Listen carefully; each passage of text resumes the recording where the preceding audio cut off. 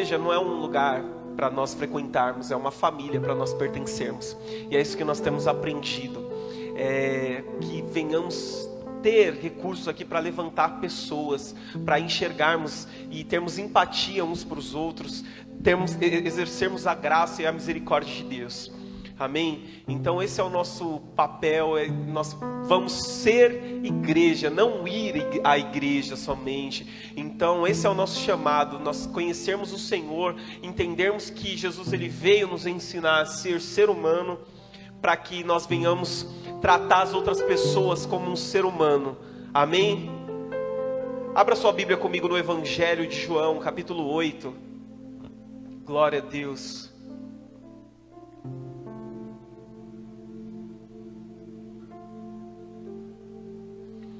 Amém? Evangelho de João, capítulo 8, verso a partir do 1 até o 11. Amém? Diz assim a palavra do Senhor. Jesus voltou ao Monte das Oliveiras, mas na manhã seguinte, bem cedo, estava outra vez no templo. Logo se reuniu uma multidão, e ele se sentou e a ensinou. Então os mestres da lei e os fariseus lhe trouxeram uma mulher pega em adultério, e a colocaram diante da multidão. Mestre, esta mulher foi pega no ato de adultério, disseram eles a Jesus. A lei de Moisés ordena que ela seja apedrejada. O que o Senhor diz? Procuravam apanhá-lo numa armadilha, ao fazê-lo dizer algo que pudessem usar contra ele. Jesus, porém, apenas se inclinou e começou a escrever com um dedo na terra. Eles continuaram a exigir uma resposta, de modo que ele se levantou e disse: aquele de vocês que nunca pecou, atire a primeira pedra. Então inclinou-se novamente e voltou a escrever na terra. Quando ouviram isso, foram saindo um de cada vez, começando pelos mais velhos, até que só restaram Jesus e a mulher no meio da multidão. Então Jesus se levantou de novo e disse à mulher: onde estão os seus acusadores? Nenhum deles a condenou? Não, Senhor, respondeu ela. E Jesus disse: eu também não a condeno, vá e não peque mais. Amém, queridos? Até aí. Então foi uma palavra que o Senhor colocou no meu coração no decorrer dessa semana, o qual o tema é passado perdoado, presente decidido e futuro garantido. Amém? Passado perdoado, presente decidido, futuro garantido. Eu aprendo que não basta deixar o caminho largo, igreja. Nós precisamos entrar pelo caminho estreito. Nós vemos que muitas pessoas deixaram o caminho largo, mas ainda não entraram no caminho estreito. Ou seja, trazendo clareza à luz do que eu quero dizer, que muitas pessoas saíram do mundão, saíram de um ambiente, só que entraram num outro ambiente. Saíram de um extremo e entrou num outro extremo. Saiu do mundo e entrou na religião. E entrou achando que são melhores do que outras pessoas, para julgar, para falar mal, para viver de uma forma religiosa. E não é isso que Deus quer da gente. Então não basta nós largarmos o caminho largo, deixarmos o caminho largo. Nós precisamos decidir entrar pelo caminho estreito. Muito obrigado. Deus abençoe. E entrar no caminho estreito, ele é muito difícil, vai exigir muito de você e de mim. Porque não basta eu dizer que sou crente, não basta eu usar uma roupa de crente, não basta eu falar como crente, eu preciso ser filho de Deus. Eu preciso entender que eu sou filho de Deus. Eu preciso entender que eu sou ser humano e eu fui tratado com amor, com perdão, com graça. E por isso eu preciso fazer as outras pessoas. Então, nós vemos que o principal ministério do Espírito Santo não é nos encher de emoções, como nós aprendemos no meio da religião. Não é nos encher de sentimentos, mas é criar em nós o caráter de Cristo. Se o Espírito Santo se você não tiver o caráter de Cristo, não basta você estar cheio de emoções e sentimentos, não basta você pular, não basta você cantar, não basta você sair correndo, não basta você falar que está caindo arrebatado, se você não tiver o caráter de Cristo.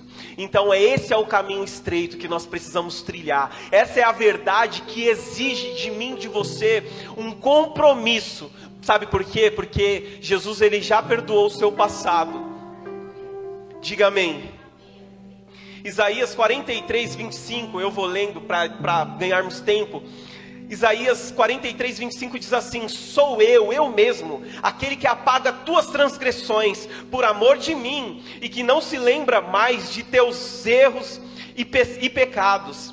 E nós vemos também em Miqueias capítulo 7, verso 19: voltarás a ter compaixão de nós, pisará nossas maldades sob teus pés, e lançarás nossos pecados nas profundezas do mar. Amém. Aquele versículo que diz que Deus lança nossos pecados no mar do esquecimento, não existe a junção desses dois versículos. Amém? Então Deus, ele pega, ele não se lembra mais dos nossos pecados, ele nos perdoou por intermédio de Cristo. Então nesse texto ao qual nós lemos, a primeira coisa que é bastante clara no texto é que a mulher é trazida perante Jesus e perante todos que estavam ali no templo, em circunstâncias bem estranhas. Não era comum que o julgamento com pena de morte fosse feito dessa forma, em qualquer lugar e sem um processo legal correto baseado na lei. O apóstolo João, ele faz exatamente uma observação, mostrando que a intenção dos líderes religiosos era pegar Jesus em algum erro e não promover um julgamento justo e a aplicação da lei de Moisés ao qual eles se referiram. No verso 6, nós podemos ver que eles procuravam apanhá-lo numa armadilha, ao fazê-lo dizer algo que pudessem usar contra ele. Jesus, porém, apenas se inclinou e começou a escrever com o dedo na terra.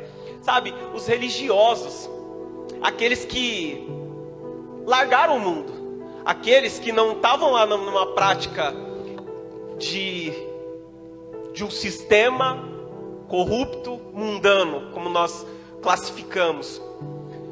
Escribas e fariseus, mestres da lei, eles estavam procurando apanhar Jesus em alguma coisa.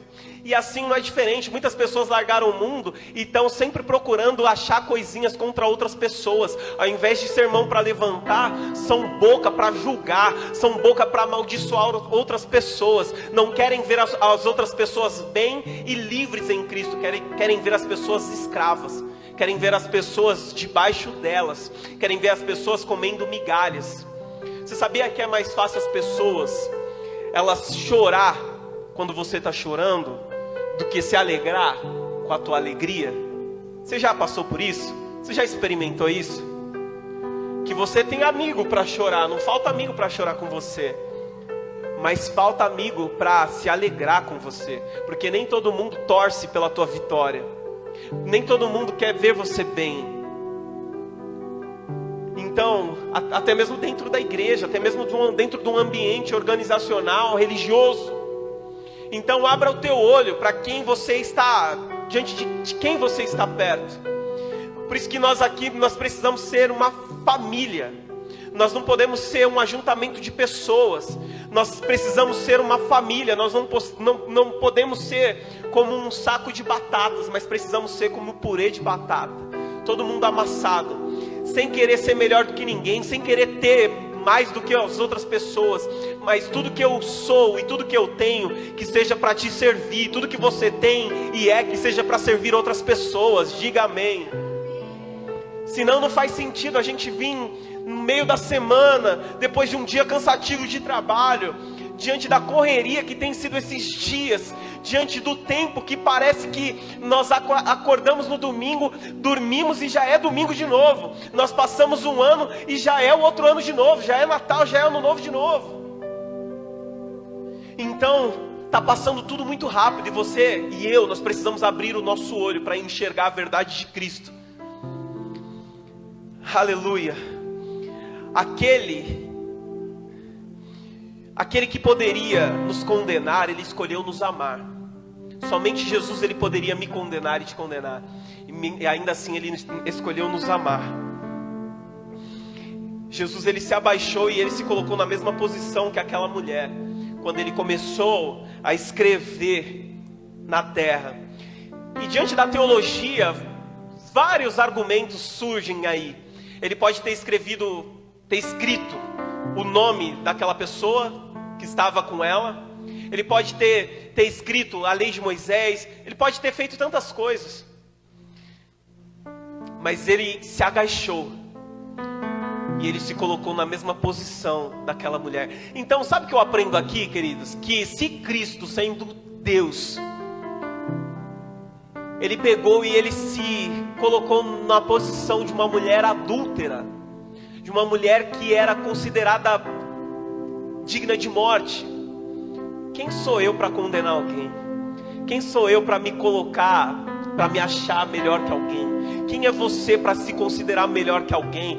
Se estamos aqui, é porque nós reconhecemos a nossa necessidade de um Salvador. Você é pecador, eu sou pecador, todos nós somos pecadores. E nós estamos aqui buscando um único que não é pecador. E só Ele é o nosso padrão, em quem nós podemos confiar e acreditar que Ele pode nos limpar todos os dias, arrancar algo ruim que está impregnado nas nossas vidas, algo que nos atrapalha, algo que nos impede de viver o propósito que Ele estabeleceu para nós.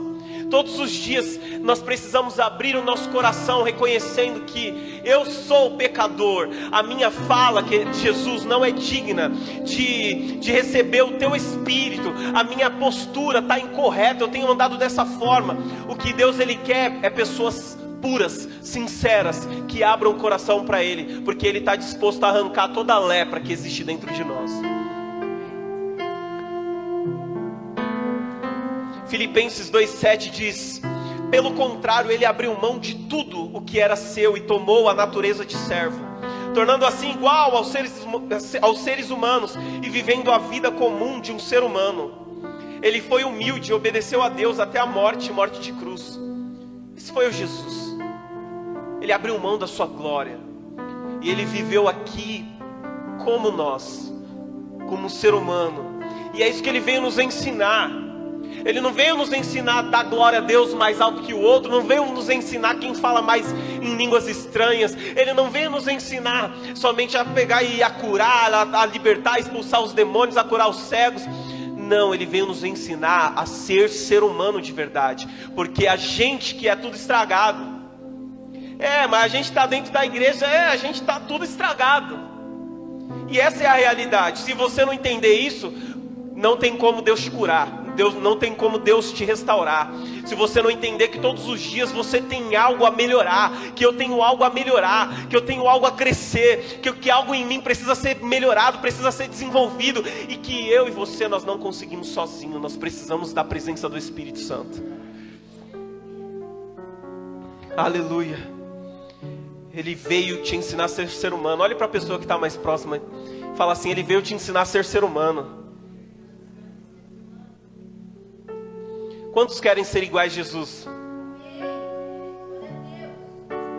Ele é o nosso modelo, Ele é o nosso padrão. Agora eu quero te alertar. Agora eu quero te alertar uma coisa, que Jesus, Ele teve um deserto, Ele teve um Getsemane e Ele teve um Judas. Você quer ser igual a Ele? Ele teve um deserto, Ele teve um Getsemane, Ele teve um Judas. Ele teve um deserto onde Ele foi tentado pelo diabo. O diabo ofereceu tudo para Ele. Olha, mostrou todos os reinos do mundo e falou: olha, tudo isso eu te darei se prostrado me adorares. E você sabia quantas pessoas estão se prostrando diante desta frase hoje? Com o seu coração, com a sua postura, com as suas atitudes. Estão se rendendo a esta palavra: eu tudo te darei se prostrado me adorares. Quando nós buscamos as coisas, quando nós buscamos viver somente aqui, ganhar somente nessa vida, viver essa vida, é isso que nós declaramos. Porque o nosso Deus é as coisas. Agora o nosso pensamento precisa ser a eternidade. Porque só quem pensa na eternidade consegue cumprir o propósito aqui na terra. Porque não se apega à sua própria vida. Você precisa, para cumprir o seu propósito, abrir mão da sua própria vida. Jesus, Ele também teve um Getsemane, um lugar de choro. Ele foi espremido. Ele foi moído pelas minhas transgressões, pelas tuas iniquidades, pelos teus pecados, pelas tuas mentiras, pelos palavrões que saem da sua boca. Ele foi moído, ele foi no Getsemane. Então você quer seguir Jesus? Você quer ser igual a Ele? Se prepara para o teu Getsemane. Talvez você está atravessando dias difíceis. Jesus, ele chegou no momento que a dor era tanta, a aflição era tanta, que ele começou a suar gotas de sangue. Começou a sair pelos poros da pele dele suor, só que era sangue. E ele disse para Deus naquele momento, olha, uma das suas orações: Pai, se possível for, afasta de mim esse cálice, mas que não seja feita a minha vontade. Eu quero dizer para você, querido, que o Getsemane não é fácil. Você vai chorar, vai ser dias dolorosos, vai ser dias difíceis, vai ser dias de talvez querer desistir, querer largar tudo, querer correr, querer parar com tudo.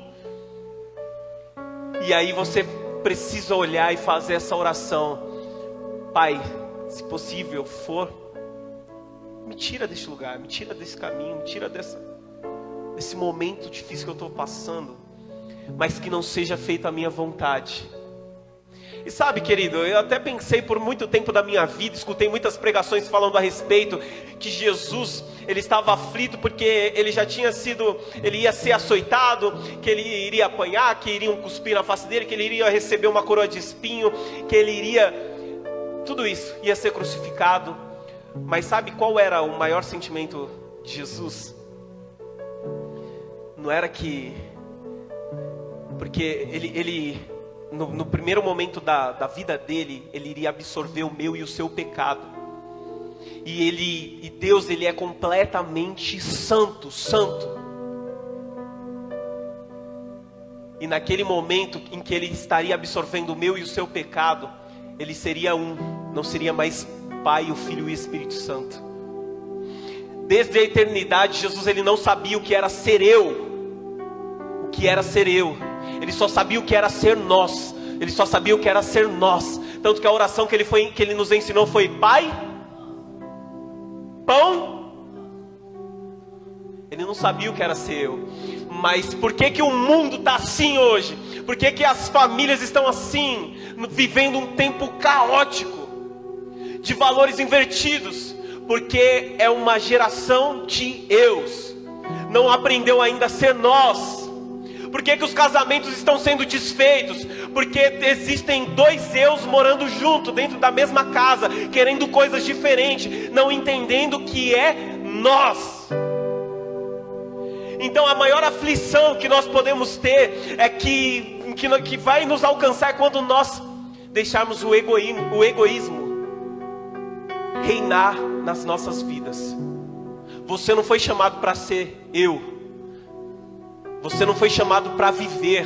Você não está aqui nessa terra para viver. Você está aqui para conviver. Aleluia. Então que clareia, que isso seja claro para você, que você entenda, que nós venhamos entender. Jesus, ele absorveu o meu e o seu pecado, e por isso o Pai, tem até uma música, um louvor que nós cantamos aqui no dia da ceia, né? Que é para sempre, mas tem um trecho que ele fala. Qual é o trecho? Nunca lembro das músicas. Que ele fala, acho que Deus Pai me abandonou. E eu olhava e falei: como Deus Pai abandonou? Porque ele não poderia ali estar junto, por causa do pecado, do meu e do seu pecado. Então, qual é a realidade desse evangelho? Qual é o nível do evangelho que você está vivendo? Porque se for um evangelho raso ainda, não vai gerar transformação, não vai gerar uma mudança. Se for um evangelho de apenas movimentos e sensações, nós corremos o risco até de ficar aqui quando ele vier, porque ele vai vir para buscar a sua igreja, a sua noiva. pura, santa. Aleluia. Sabe que no texto que nós lemos dessa mulher, eles queriam que Jesus, duas respostas possíveis. Sim, podem apedrejá-la, ou não podem apedrejá-la. Eles queriam ouvir de Jesus sim ou não. E se Jesus dissesse sim, ele estaria indo contra o poder de Roma, já que os judeus não tinham o poder de executar a pena de morte sem a autorização. Isso certamente seria usado como acusação contra ele perante as autoridades romanas.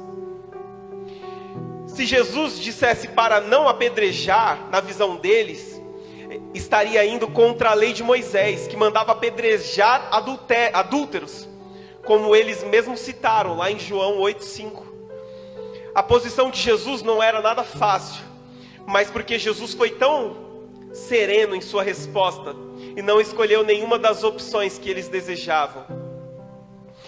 Nós temos de observar que a lei de Moisés, queridos, realmente mandava apedrejar adúlteros.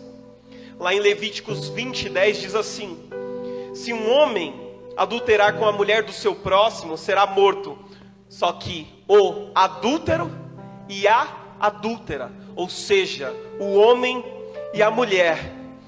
No entanto, um detalhe salta aos olhos na narrativa sobre a mulher adúltera. Disseram a Jesus: mestre, esta mulher foi apanhada em flagrante adultério.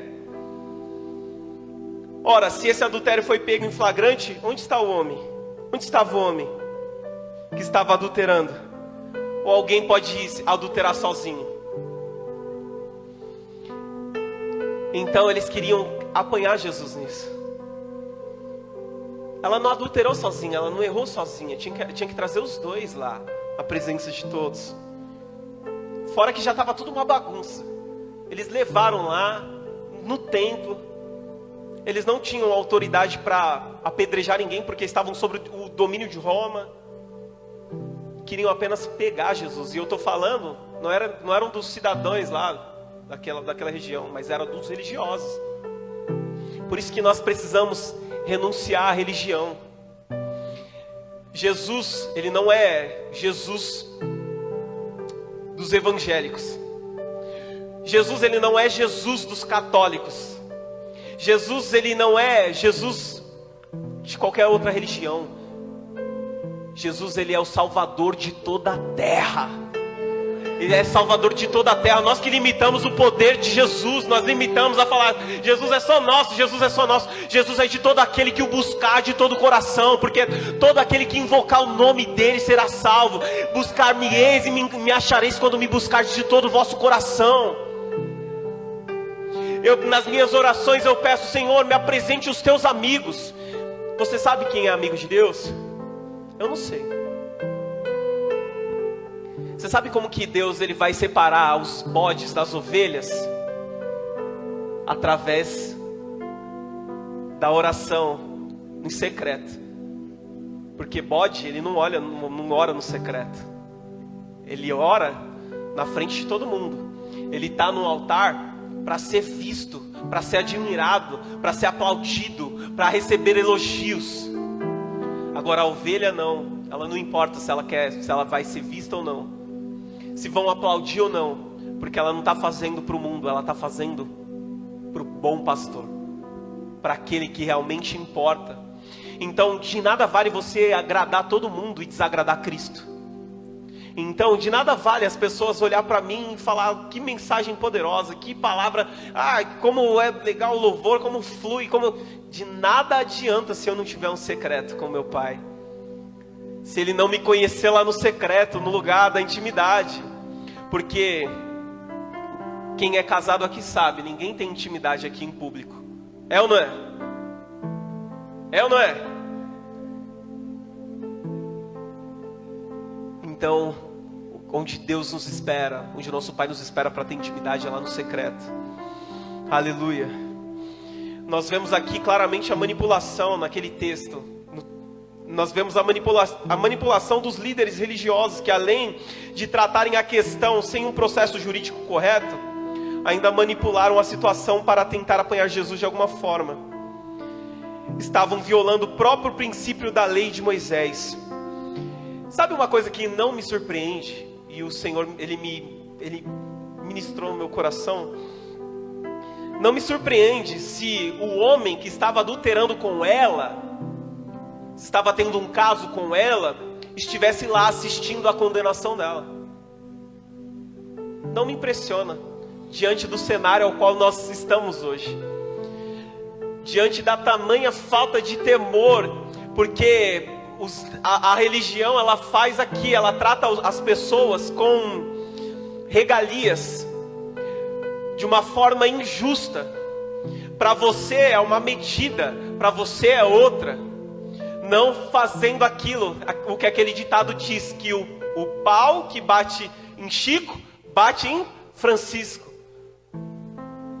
Agindo de uma forma totalmente injusta. E eu vou ser mais profundo ainda. Não me impressiona se o homem que estava tendo um caso com aquela mulher fosse um dos escribas, fosse um dos fariseus, fosse um dos mestres da lei, fosse um daqueles religiosos, porque é isso que nós vemos hoje. Um monte de lideranças que pegam e tratam com injustiça, vivem uma vida sem temor algum à palavra, sem temor algum à palavra que eles mesmos pregam. A palavra tem efeito na vida de todo mundo que o escuta, menos na vida deles.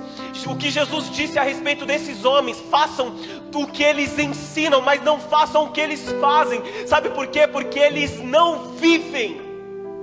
E nós estamos cansados, igreja, de pessoas que falam, mas não faz, que pregam, mas não vivem, que falam de amor, mas não vive o amor, que fala de perdão, mas não vive o perdão, que fala de misericórdia, mas não exerce a misericórdia. Sempre está pronto para condenar, sempre está pronto para apedrejar.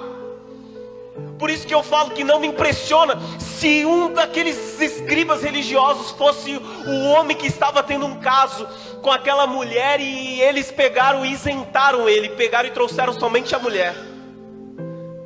Porque tem todo um esquema por trás do pano, tem toda a sujeirinha que varre lá para trás do tapete. Mas com a gente não é assim. Eu creio num povo de coração puro que tem se levantado nesses dias para viver o que a palavra diz, seja qual for o preço a pagar, seja qual for a renúncia a fazer, mas que nós vamos andar em justiça, elevando o nível de justiça na sociedade, trazendo o reino de Deus para a terra. Como isso? Vivendo a palavra. Aleluia. Nós vemos aqui que Jesus, ele pega, ele percebe a manipulação e não responde nem sim nem não. Ele apenas para a consciência de cada um que estava claramente em pecado quando agiam daquela forma. Como insistissem na pergunta, Jesus se levantou e lhes disse: aquele que dentre vós estiver sem pecado, seja o primeiro que lhe atire a pedra. Sabe o que aconteceu diante disso, querido? Todos acabaram abandonando o caso, o que indica claramente as várias irregularidades que estavam presentes nele, e que eram motivo de vergonha para religiosos que diziam seguir a lei de Moisés. Ninguém apedrejou ela, ninguém, porque diante da resposta de Jesus, quem poderia? Somente Ele poderia condená-la, mas Ele escolheu amar. Então, não importa o que estão dizendo ao teu respeito, o que estão falando para você, se estão te julgando, se estão levantando calúnias e mentiras a teu respeito. O que importa é o que Deus pensa de você. E eu quero fazer um convite para você, se você está na mesma posição dos religiosos. Chega, jogue fora hoje todas as pedras que você tem carregado para atirar em pessoas. Porque todos nós temos teto de vidro. Você entendeu? Jogue fora todas as pedras que você tem carregado para atirar em pessoas. Se esvazie. Saia. Você não é juiz, eu não sou juiz. Deus não nos constituiu juiz de ninguém, para condenar ninguém. Nós somos todos pecadores. Estamos todos os dias buscando vencer um gigante que habita dentro de nós. Então, o que eu vejo no meio de uma igreja brasileira é muitas pessoas que não conseguem nem mais caminhar, não conseguem nem mais andar, de tanta pedra que tem carregado, esperando o outro cair, o outro pecar, para ela pegar e atirar. E eu vou condenar, agora vou acertar, vou matar. Agora aquele infeliz vai ver, e pá, e taca.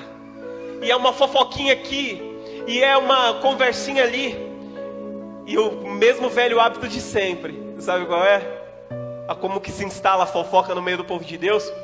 Fábio, eu falo assim, Fábio, eu não vou, não é fofoca não, estou te contando para você orar.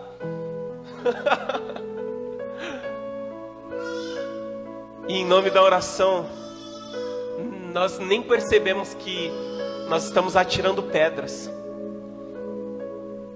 Então, querido, talvez esse seja o motivo de muitas pessoas não conseguirem caminhar, porque estão lá segurando um fardo pesado de pedra para atirar nos outros. Claro que não vai conseguir caminhar. Portanto, agora, olhem para outra pessoa com um olhar de amor, de misericórdia. Aprenda com Jesus que mesmo sendo filho de Deus, mesmo sendo Deus, Ele pegou e se abaixou e se colocou na mesma posição que ela, que uma mulher indigna. E Ele fez isso quando me escolheu, quando me amou, quando te amou também, porque você é indigno, eu sou indigno também. O apóstolo Paulo, ele olhou para si e falou, olha, eu, o pior dos pecadores, um homem que tanto fez. Diga aleluia.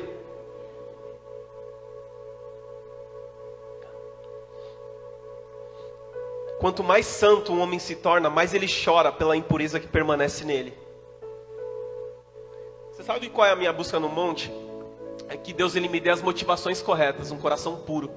Que Deus arranque de mim aquilo que não presta, porque eu sei que tem, Fábio.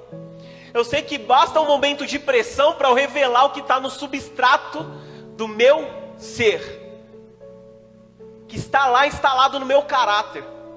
Basta alguém me insultar, talvez, que você vai revelar quem você é, que eu posso revelar o que está dentro do meu coração.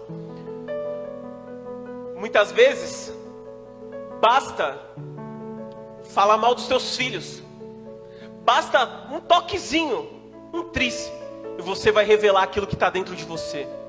Nós temos muitas coisas, muitas lepras que precisam ser arrancadas todos os dias. Qual que foi a que você arrancou hoje? Você tem dado lugar para o Espírito Santo fazer essa obra transformadora na sua vida? Eu aprendo que quanto mais um homem ele se torna santo, mais ele chora pela impureza que permanece dentro dele. Jesus, ele diz àquela mulher, erguendo-se Jesus e não vendo ninguém mais além da mulher, ele perguntou-lhe, mulher, onde está aqueles teus acusadores? Ninguém te condenou? Jesus não estava aqui aprovando o pecado dessa mulher, mas diante de um processo de julgamento totalmente irregular e manipulado, aquela mulher não poderia ser condenada, ainda mais agora que não existia mais acusação formal. Você sabe que a palavra diz em Lucas capítulo 5, 31 e 32, as pessoas saudáveis não precisam de médico, mas sim os doentes. Não vim para chamar os justos, mas os pecadores, para que se arrependam. Ei, o meu e o teu arrependimento precisa ser muito mais escandaloso do que o seu pecado, do que o meu pecado. Essa é a verdade de Cristo para as nossas vidas. Se você pecou e um fulano ficou sabendo, e o outro fulano ficou sabendo, e uma comunidade ficou sabendo, o meu e o seu arrependimento precisa ser gritante, precisa ser escandaloso. São Bernardo inteiro precisa ficar sabendo do meu arrependimento. O estado de São Paulo inteiro precisa ficar sabendo que ali está um homem que errou, mas que se arrependeu, que buscou agora, que mudou de rota, que buscou agora seguir por um novo e vivo caminho. Esse é o caminho estreito, gente. Fácil não é não. E não foi fácil para Jesus não também. Mateus 12, 7, parte B, diz assim: quero que demonstrem misericórdia. e não que ofereçam sacrifícios. Você sabe, a geração que nós estamos vivendo, um monte de pessoas aqui querendo pagar para alcançar misericórdia.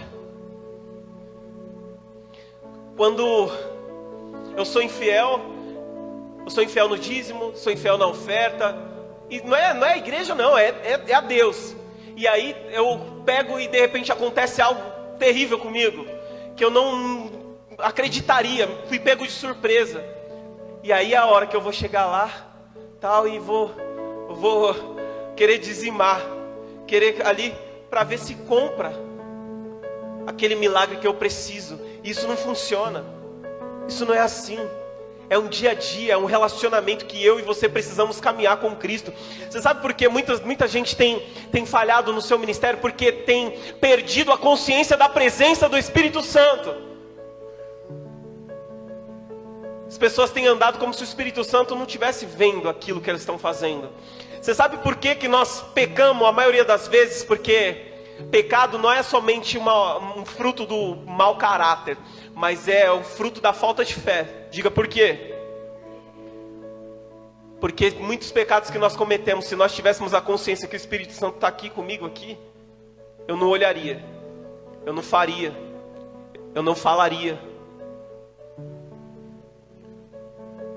Então, muitas coisas é o resultado da nossa pequena fé. E eu já estou terminando. Restava então Jesus tratar a questão na esfera espiritual, a partir de dentro do coração daquela mulher pecadora. Respondeu ela: ninguém, Senhor, ninguém me condenou. Então Jesus disse: nem eu tampouco te condeno, vai e não peques mais. João 8:11. Essa mulher estava grandemente arrependida do seu erro. Isso ativou a misericórdia do Senhor para conceder o perdão junto à orientação de que ela deveria mudar de vida, deixar esse pecado. O C.S. Lewis, ele diz uma frase que nenhum homem sabe realmente o quanto ele é mau até se esforçar muito para ser bom. Você tem se esforçado para ser bom? Você tem se esforçado para ser santo? Você tem se esforçado para ser diferente? Para ser uma pessoa melhor? Para ser um ser humano melhor? Para ser honesto? Só assim nós vamos entender o quanto nós éramos ruins, quando nós começarmos a nos esforçarmos para ser bom. Então nós vemos aqui que Jesus, naquela situação, ele pegou aquela mulher e perdoou o seu passado. E mudanças acontecem rápido, querido. Muitas pessoas ficam enrolando para tomar decisões, mas é aquilo que eu preguei no domingo, insight, clareia, pum, mudança na hora, clareou, estou enxergando agora, estou vendo. E aí Jesus, ele pega e fala: olha, onde estão os teus acusadores? Nenhum deles te apedrejou, nenhum deles te condenou. E ela logo se arrependeu. Jesus viu o arrependimento no coração dela, e ele falou: olha, eu também não te condeno, agora vai e não peques mais. Então ela teve um passado perdoado, e agora Jesus, com essa palavra vai e não peques mais, fez com que ela assumisse um compromisso, ou induzisse ela, falasse: agora você precisa ter um compromisso, você precisa ter um presente, o seu presente precisa ser decidido, você precisa decidir aquilo que você quer. E é isso que o outro ponto ao qual nós precisamos entender: você somente tem a capacidade de escolher aquilo que você quer, se é Cristo ou é o mundo, se é ser santo ou ser ímpio, agradar a Deus ou agradar você mesmo. Se Jesus não te mudou, se Jesus não me mudou, provavelmente o Jesus que nós conhecemos não é o Jesus da Bíblia, porque um dia apenas, eu vou ser mais profundo, 1 hora apenas, 1 minuto apenas, com Jesus é suficiente para Ele transformar toda uma vida. Eu preciso abrir o meu coração, você precisa abrir o seu coração. Eu preciso decidir, você precisa decidir. Se o Jesus que nós conhecemos não nos mudou, não é o Jesus da Bíblia, é outro Jesus aí que inventaram. Aleluia. E Mateus 5, 27, 30, anota aí. Vocês ouviram o que foi dito, não cometa adultério. Eu, porém, lhes digo que quem olhar para uma mulher com cobiça já cometeu adultério com ela em seu coração. Se o olho direito leva a pecar, arranque-o e jogue-o fora. É melhor perder uma parte do corpo do que todo ele ser lançado no inferno. E se a mão direita leva a pecar, corte-a, jogue-a fora. É melhor perder uma parte do corpo que ser todo ele lançado no inferno. Palavra dura, né? Mas aqui não é para você pegar e arrancar o seu olho fisicamente. Mas se você está vendo algo que faz você pecar, para.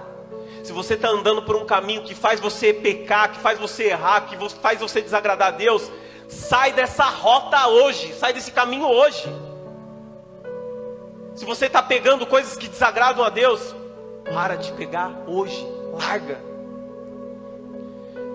Por causa que as pessoas não entendem isso aqui, que mais vale eu renunciar pela minha família, mais vale eu renunciar a algumas coisas pelo meu ministério, do que eu pegar e perder tudo, colocar tudo a perder, o meu propósito, o meu ministério, a minha vida, a minha família, os meus negócios, a minha empresa, e jogar tudo fora, por causa de pecados, por causa de erros. Mateus 6, 22, 23 diz assim: se os seus olhos são como uma lâmpada que ilumina todo o corpo. Quando os olhos são bons, todo o corpo se enche de luz. Mas quando os olhos são maus, o corpo se enche de escuridão. E se a luz que há em você é na verdade escuridão, como é profunda essa escuridão? Sabe, gente, aprenda. Precisa aprender. Eu já tive que ficar um tempo sem celular, para parar de pecar, para parar de falar besteira, para parar de divulgar aquilo que não deveria ser divulgado. Já fez um jejum de celular? E tem gente que foi mais profundo mesmo, aqui mesmo dentro da igreja, que já arrancou da sua vida. Eu não quero mais saber de nada não. Isso aqui vou acabar perdendo coisas que são irreparáveis para mim, eu não quero mais saber. Então, aquilo que Deus te deu como recurso, tudo aquilo que Deus colocou nas tuas mãos é para ser bênção, não maldição. Se tem sido maldição, arranca hoje de fora da tua vida. Renuncia, porque não vale a pena. Não vale a pena. Aquele que não abomina a falsa doutrina é porque não ama a verdadeira. Aquele que não abomina os falsos ensinamentos, o que os falsos profetas ensinam por aí, é porque não amam a verdadeira doutrina, o verdadeiro ensinamento de Jesus, que é esse aqui. Eu estou lendo aqui para você versículos que estão na palavra, você pode conferir depois. Aleluia. O jeito de saber o quanto amamos alguém é através do quanto estamos dispostos a doar. Quanto você está disposto, se você ama a Deus, o quanto você está disposto a doar, a se doar por Ele. Se você ama a sua família, o quanto você está disposto, disposta a doar-se pela sua família. É na mesma proporção. Aleluia. Com um presente decidido, você terá um futuro garantido. Porque se você escolher por Cristo, Ele já venceu por você e já está preparando lá toda a eternidade para te receber, para me receber. Então, sabe o que nós precisamos fazer? Martinho Lutero diz: viva como se Cristo tivesse sido crucificado ontem.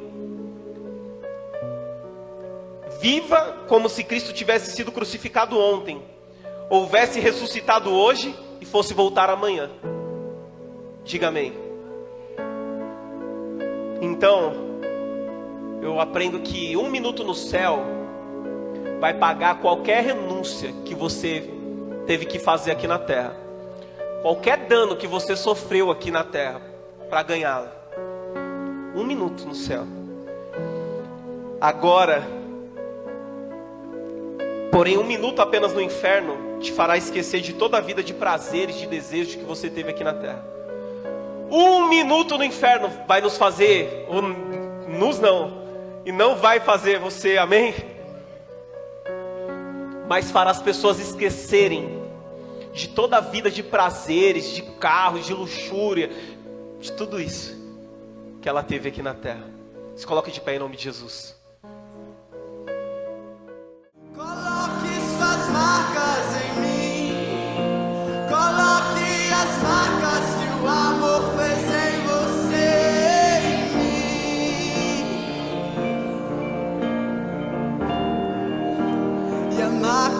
você